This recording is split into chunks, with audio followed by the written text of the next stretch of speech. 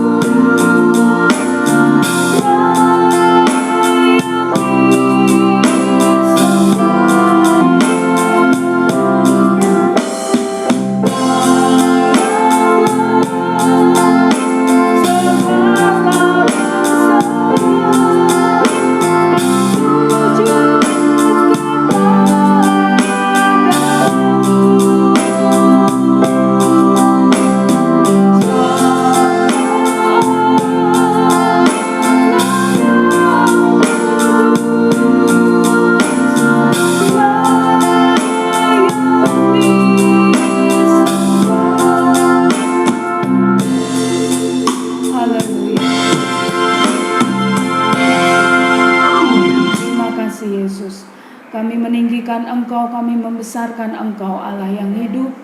Engkau Allah yang layak kami sembah, Engkau Allah yang layak kami muliakan, Engkau Allah yang layak kami tinggikan.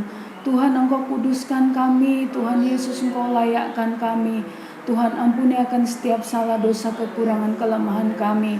Biarlah penuh dengan kebebasan oleh karena anugerah-Mu. Kami boleh masuk ke hadirat-Mu ya Tuhan, menikmati kebaikan-Mu, menikmati kemurahan-Mu, menikmati hadirat-Mu dalam kehidupan kami. Terima kasih Tuhan Yesus, kami rindu meninggikan dan memuji, memuliakan nama-Mu ya Tuhan. Tuhan, pimpin ibadah kami dimanapun kami berada. Tuhan, memberkati kami semuanya, memenuhkan kami dengan sukacita yang datang daripada-Mu. Terima kasih Tuhan, terima kasih. Kami mulaikan ibadah kami di dalam nama Tuhan kami Yesus Kristus. Haleluya, amin. Puji Tuhan, silakan duduk Bapak Ibu Saudara.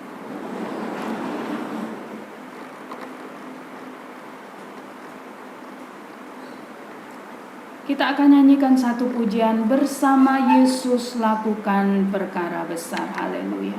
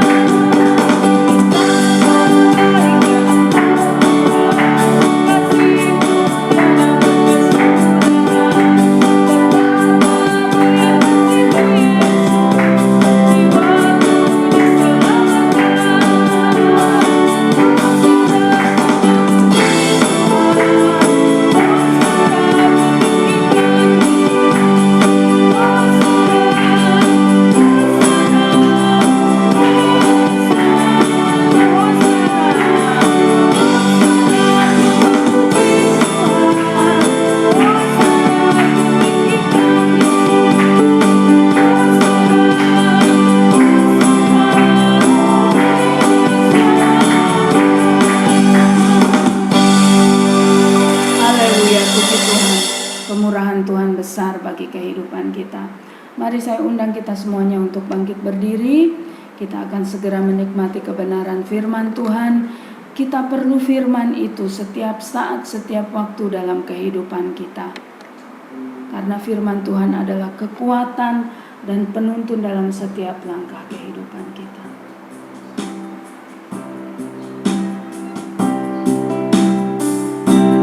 Firman-Mu berkata, Kau besertaku, maka kuat rohku dan jiwaku. Kita nyanyikan pujian ini.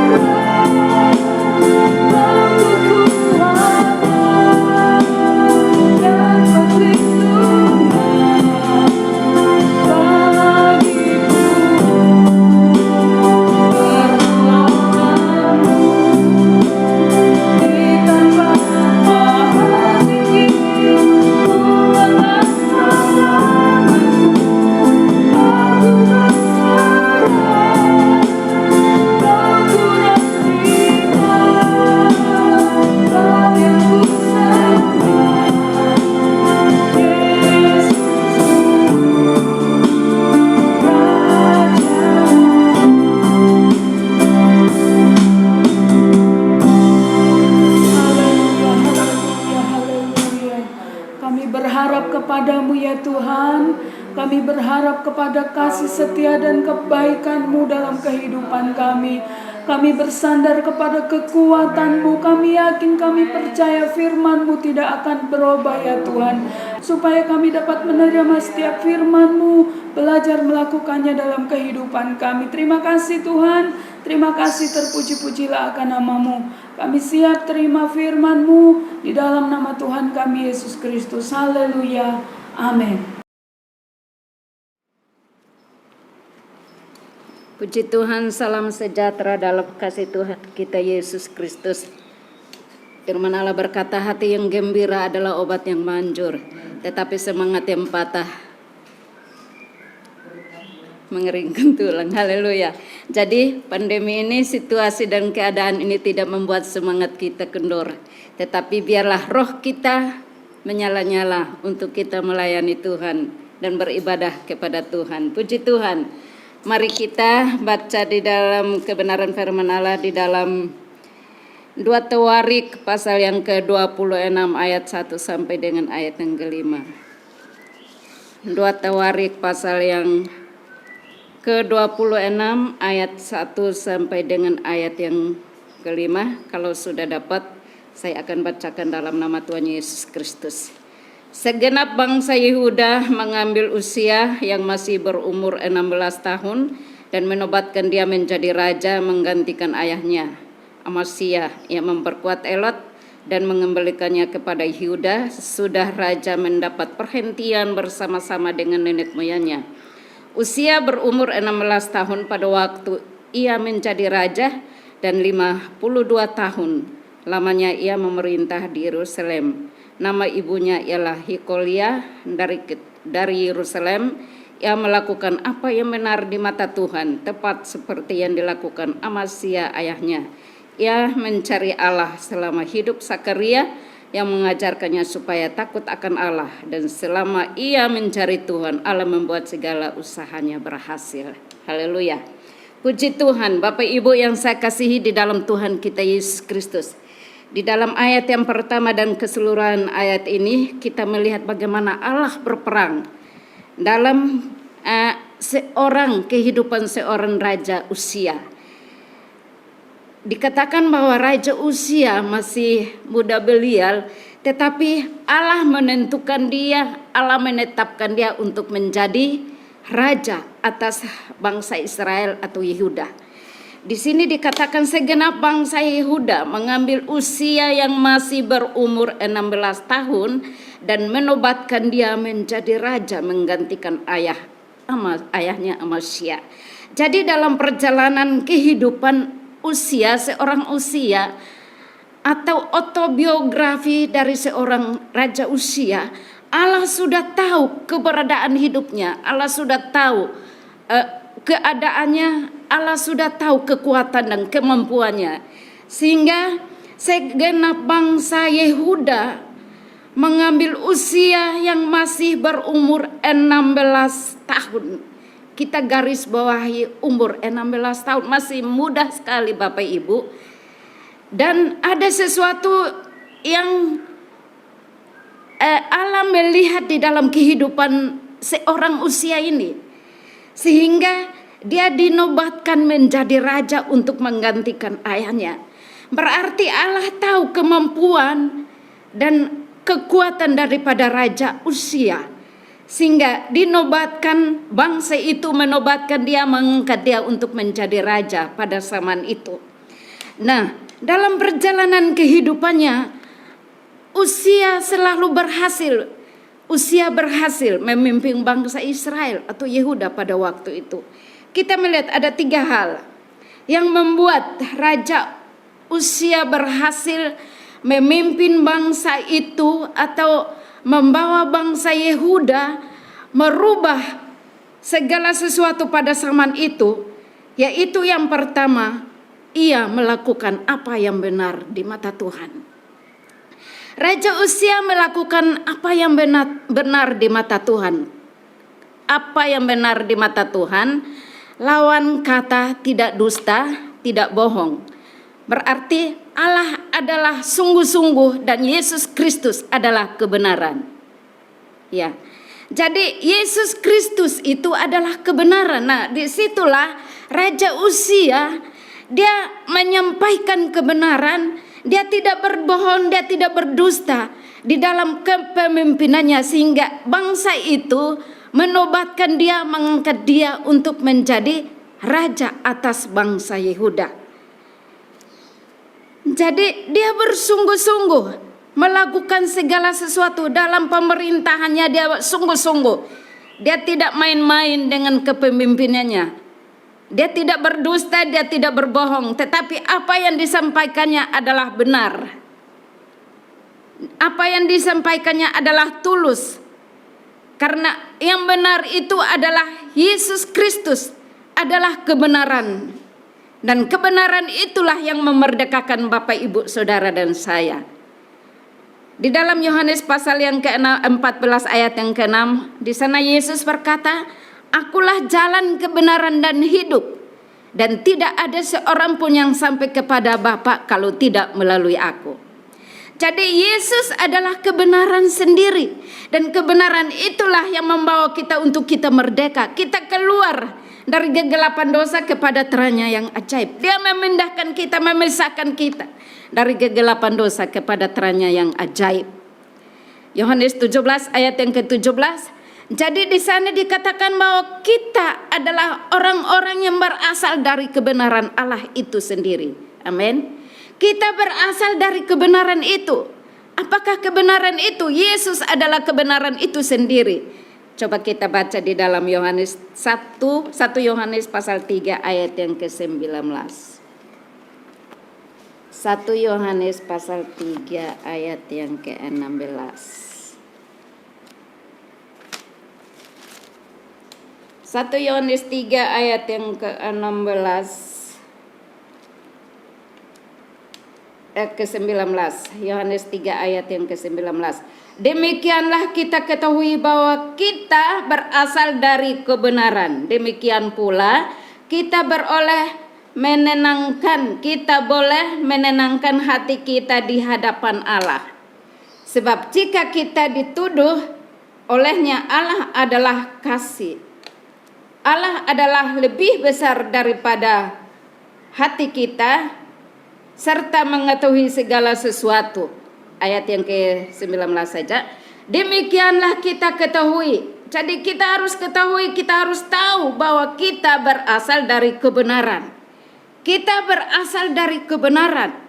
Di dalam Injil Yohanes pasal 1 ayat yang pertama, pada mulanya adalah firman, dan firman itu adalah kebenaran sendiri. Yohanes pasal 1 ayat yang pertama sampai dengan ayat yang keempat. Injil Yohanes 1 ayat yang pertama. Yohanes 1 ayat yang pertama, firman yang telah menjadi manusia. Pada mulanya adalah firman, firman itu bersama-sama dengan Allah, dan firman itu adalah Allah. Ia pada mulanya bersama-sama dengan Allah, segala sesuatu dijadikan oleh Dia, dan tanpa Dia tidak ada suatu pun yang telah jadi dari segala yang telah dijadikan. Jadi pada mulanya adalah firman. Firman itu adalah kebenaran, dan kebenaran itulah yang menuntun kita, memerdekakan kita. Dan oleh sebab itu kita bersyukur kepada Tuhan bahwa kita ada sampai hari ini hanya karena kebenaran yang memerdekakan Bapak, Ibu, Saudara dan saya. Dan kebenaran itu adalah anugerah Tuhan dalam setiap kehidupan kita. Kita kembali di dalam 2 Tawarik pasal yang ke-26. Ya, 2 Tawarik pasal yang ke-26. Yang kedua, tadi yang pertama, Raja Uzia, ia melakukan apa yang benar di mata Tuhan. Berarti Raja Uzia tulus di dalam kepemimpinannya. Yang kedua, ia mencari Allah. Ia mencari Allah. Kata mencari Allah meliputi nama Tuhan, meliputi namanya di dalam Mazmur 83 ayat yang ke-17. Dan yang kedua, ia mencari Allah meliputi firman-Nya di dalam Yesaya 34 ayat 16. Dan yang ketiga, ia mencari Allah meliputi wajahnya dan kekuatannya di dalam Mazmur 27 ayat yang ke-8. Coba kita baca di dalam Mazmur 27 ayat yang ke-8. Mazmur 27 ayat yang ke-8.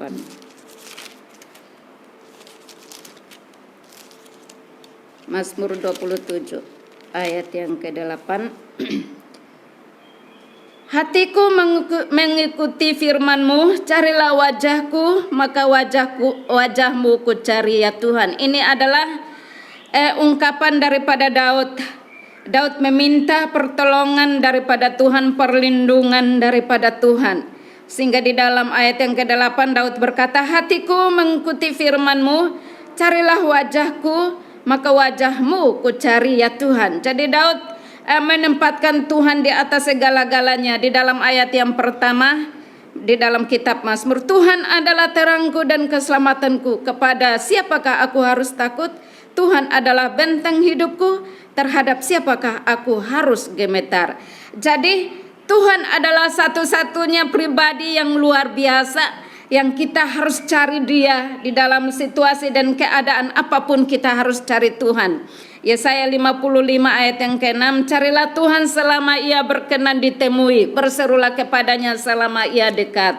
Matius 7 ayat yang ke-7, di sana dikatakan, mintalah maka kamu akan diberi, carilah maka kamu akan mendapat, dan ketuklah maka pintu akan dibukakan bagimu.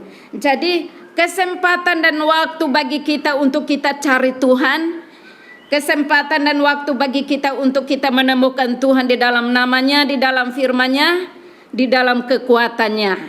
Jadi mari dalam perjalanan hidup kita kepada Tuhan, mari kita menempatkan Tuhan di dalam setiap kehidupan kita. Kita cari Tuhan setiap waktu, setiap saat. Mari kita cari wajah-Nya, mari kita cari kekuatannya di dalam setiap kehidupan kita.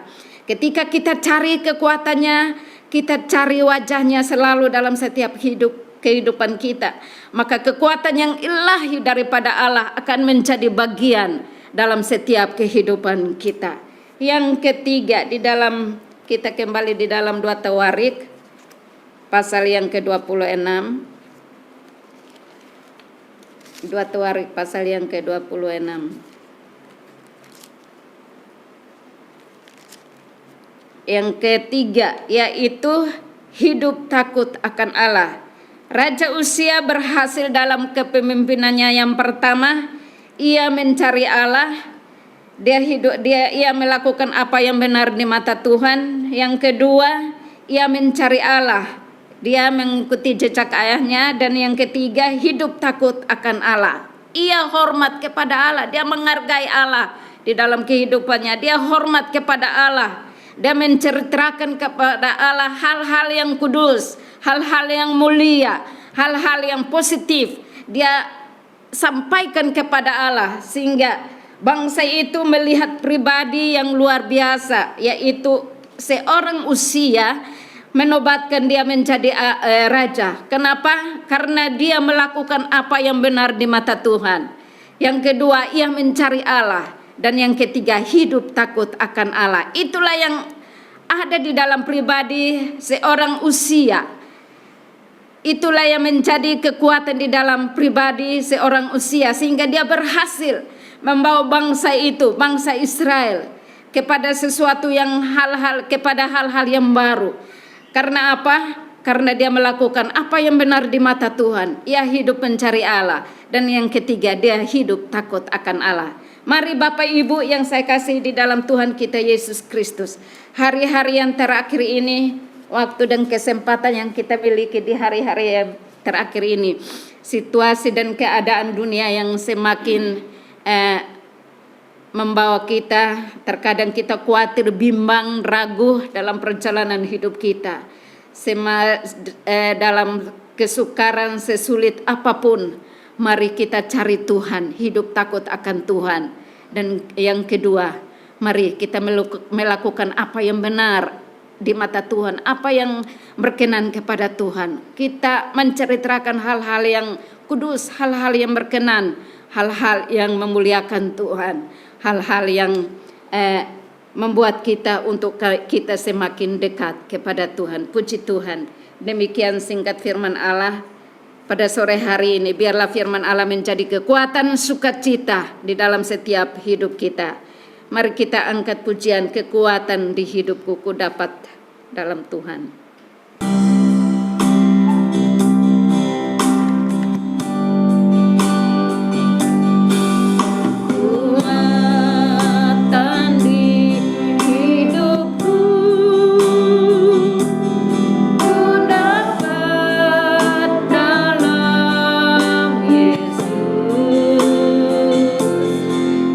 Tak pernah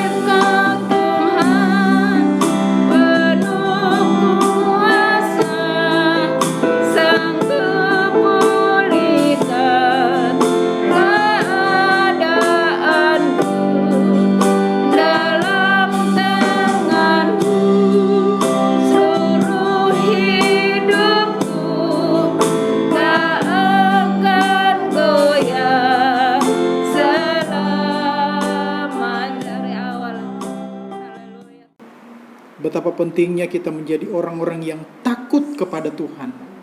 Selalu mencari Tuhan di dalam keadaan apapun. Seperti apa yang dilakukan oleh Raja Israel. Dia selalu mencari Tuhan, dia takut kepada Tuhan. Dalam usia yang masih muda, dia selalu mengandalkan Tuhan. Inilah yang harus kita miliki sebagai orang-orang yang percaya kepada Tuhan. Adalah kita mau mencari Tuhan dan takut kepada Tuhan. Sehingga Tuhan menyatakan pertolongannya kepada kita. Haleluya. Mari kita berdoa. Bapa di dalam sorga, kami bersyukur kepadamu saat ini ya Tuhan. Setelah kami mendengarkan kebenaran firman-Mu pada saat ini Tuhan. Terima kasih Tuhan, firman-Mu meneguhkan kami, menguatkan kami kembali sebagai orang-orang yang percaya kepada Engkau ya Tuhan. Untuk kami selalu mencari Engkau, takut kepada Engkau ya Tuhan. Engkau adalah segala-galanya di dalam hidup kami. Hanya Engkaulah yang dapat menolong kami ya Tuhan. Terima kasih buat firman-Mu bagi kami ya Tuhan. Engkau memberkati Ibu Victoria yang sudah melayani kami saat ini dengan firman-Mu. Biarlah hikmat Allah, urapan Allah selalu dan pemakaian Allah selalu nyata dalam kehidupan hamba-Mu. Di mana saja pun dia berada dan melayani Engkau. Berkati keluarganya, berkati pekerjaan mereka ya Tuhan bersama-sama dengan Bapak Paul. Terima kasih Bapak di dalam sorga. Kami semua jemaat Tuhan yang ada, baik yang ada di rumah maupun yang ada di tempat ini. Tuhan berkatilah jemaat-jemaat-Mu ya Tuhan. Berkatilah setiap usaha pekerjaan mereka. Berkatilah setiap keluarga rumah tangga dari jemaat-Mu Tuhan. Biarlah damai sejahtera sukacita-Mu selalu mengalir memenuhi setiap keluarga dari jemaat-Mu. Terima kasih Tuhan. Kami berdoa saat ini kalau ada di antara jemaat Tuhan yang sedang sakit ya Tuhan. Mari Tuhan Engkau jamah mereka. Tangan-Mu yang penuh kuasa itu menjamah dalam nama Tuhan Yesus Kristus. Tuhan nyatakan kuasa-Mu, nyatakan kesembuhan daripada-Mu. Terima kasih Tuhan. Kami sangat bersyukur kepada-Mu Tuhan untuk persekutuan yang indah pada saat ini Tuhan. Dan kami akan tetap terus bersekutu dengan Engkau. Karena Engkau-lah pengharapan kami ya Tuhan. Terima kasih Tuhan. Terima kasih Bapa yang baik. Kalau sebentar kami akan berpisah dari tempat ini. Kami akan pulang ke rumah kami masing-masing. Tuhan tolong kami. Tuhan sertai kami dalam perjalanan kami pulang. Tuhan jaga kami hari-hari ke depan. Kami menyerahkan seluruh kehidupan kami ke dalam tangan-Mu Tuhan. Terima kasih Tuhan Yesus. Jemaat Tuhan, terimalah berkat daripada Allah Bapa, cinta dan kasih sayang daripada Tuhan Yesus Kristus, pimpinan penghentaran serta persekutuan dari Allah Roh Kudus akan menyertai kita mulai saat ini, besok sampai selama-lamanya, sampai Tuhan Yesus datang kembali. Kita terima berkat ini dalam nama Tuhan Yesus Kristus. Yang percaya bersama-sama kita berkata, amin. Puji Tuhan. Tuhan Yesus memberkati kita semua.